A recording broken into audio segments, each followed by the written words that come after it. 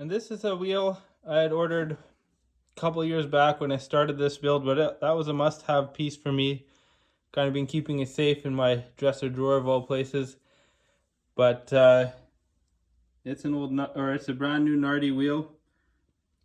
I think you call this one the deep corn, but I can't confirm that. And real wood rim. But I think that'll look super nice in this car. I'm very excited to see it come into here.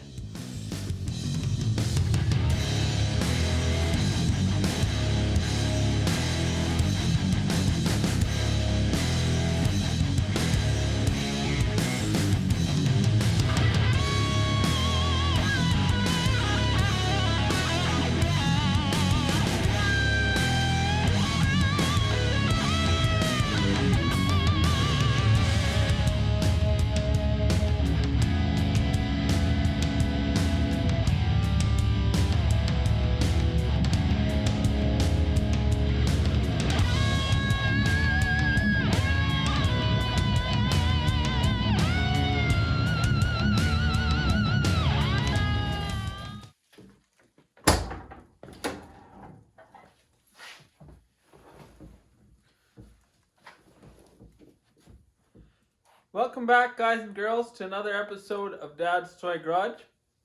I got a really awesome Nardi steering wheel here. Our goal in this episode is to get this guy installed. I've had it in my shelf for about 5 years. It is like the first thing I bought when I started building this car, pretty much the year I brought the car home. I just knew Nardi is what I wanted, and I wanted the deep corn. It's a beautiful piece. So let's get this installed. Let's have some fun with it, and let's get her done. Well, I've had this almost since the beginning of this build, sitting in my bedroom drawer, kind of keeping it nice. Now is the day I want to try and get this thing installed on the car. But this is a Nardi deep corn, I believe you call it, steering wheel. I just love the look of it. It's a mahogany wood, polished aluminum spokes, and it's even got a cool little signature here.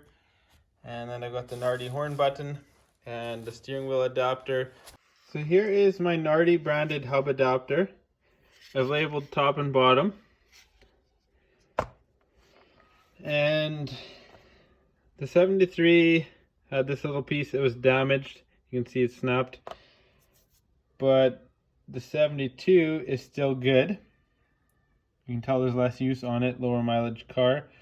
So I have also taken note, I'll zoom out here. This is the top of the wheel. And I believe this is the top here of the adapter. So we got to put this piece onto there correctly.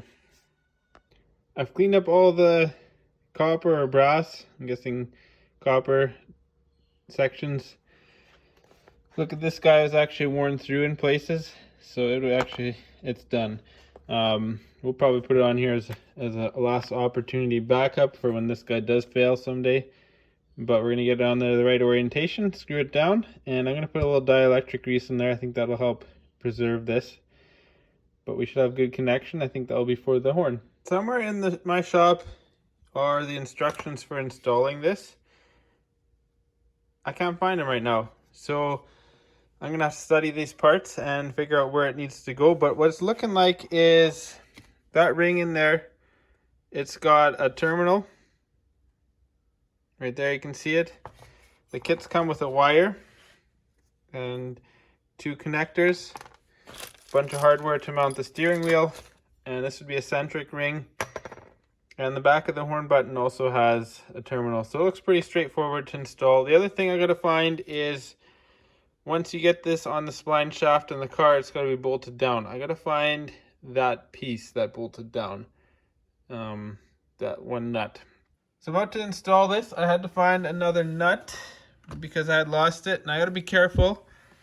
I actually managed to cross thread this, and I got my uncle to help me get that where it needs to be. I was quite concerned because this is after the column had been modified for rack and pinion. But we're good. I've got the dielectric grease in there, and if you look at it, it's got these little stubs here. And when you do the signals, it moves this, and right in here and here is an edge.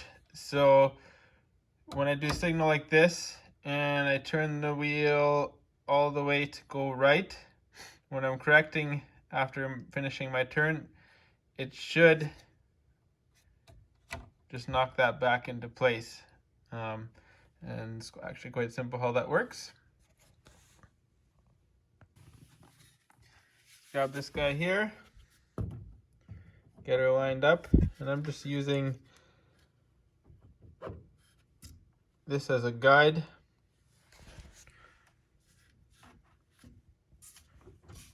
So now we'll bolt it, let the bolt pull itself tight. Cross your fingers that it all works.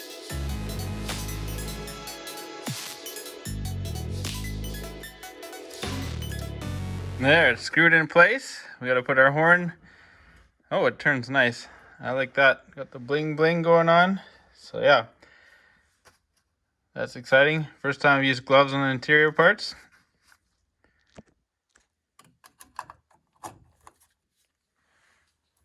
Guess it better be straight, hey? Sitting in the driver's seat, this is what you will see. Oh, guys, girls, I would say that really does a lot for this interior. That steering wheel looks really good. Something else that I've found came with my 1972 Celica is original Toyota floor mats. These still need to be cleaned up. I've got them in there to protect the rug, but I think I have for sure the front two and one of the back. I'm not sure if I have enough for the back, but if I can clean these up, that'll be a neat feature, because I imagine not a lot of these survived almost 50 years. So it's got a matching back ones. I'm pretty sure there are ways to clean this. That is something I'll work with yet, but at least we'll keep that floor in nice shape. And we gotta test something here. It made me jump the first time I did it. And I also hear my clock running, which is pretty cool. Nice. I talked to one of my friends. He's into detailing cars, from what I understand. And I asked him, how do I get these 49-year-old OEM Toyota Celica mats looking like new? And he said use Purple Power, and he's going to bring me some. But I was at Canadian Tire today, and I found tire cleaner. It says it's supposed to remove tire browning and stuff like brake dust and restore it to original color. So I'm going to see if this works. That's something I got at Canadian Tire. If it doesn't work, we have the other product coming. So we're going to test it on the back mat first, because it doesn't have a Toyota logo on it.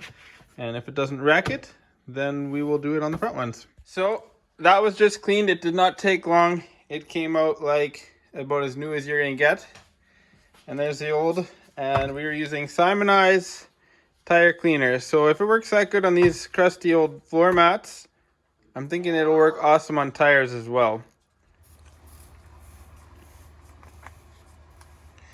What are you working on there? I'm cleaning the mats. You're making them clean? Yeah. So once we've soaked it for about a minute, like the instructions say, we grab a bristle brush. Show everybody the brush, bud. It's kind of like a hard bristle broom. And we just scrub it till the brown lifts. Then we spray it and soak it again. So show them how some scrubbing works. Follow the lines, right? Yep. It's kind of fun having your young man in the shop with you and giving him a job that he can actually do. Right, bud? Being 50 years of use, that'll mean the car's low mileage. They came pretty good. I'm just looking at them here now for the first time. Like, you can see there's a bit of scuffs in here. I'm thinking that's just going to be there. Maybe there's a bit of a dressing I put on there, but I don't want slippery mats. Yeah, so that's how that looks. That's obviously driver's side because it's more worn. And here's passenger side. And back seat, not much use, so he came out a lot nicer. Well, now that it's in here, I'm very impressed with this product. The feel of it in your hands, it feels like nothing else. It's actually a really lightweight steering wheel. I didn't mention that earlier. There's not much to this in terms of weight, but sitting here, for me, this brings a whole nother level of class to this build. That's probably the thing I've been the most excited about besides putting paint on this car is this steering wheel up until this point. And now we got it in there. It looks so good. I can't wait to drive this thing. It's just going to sit here a bit. And I'm going to just have to imagine what hopefully the summer's going to be like. So until next time, guys, we'll talk to you later. Stay safe and get some stuff done in your shop.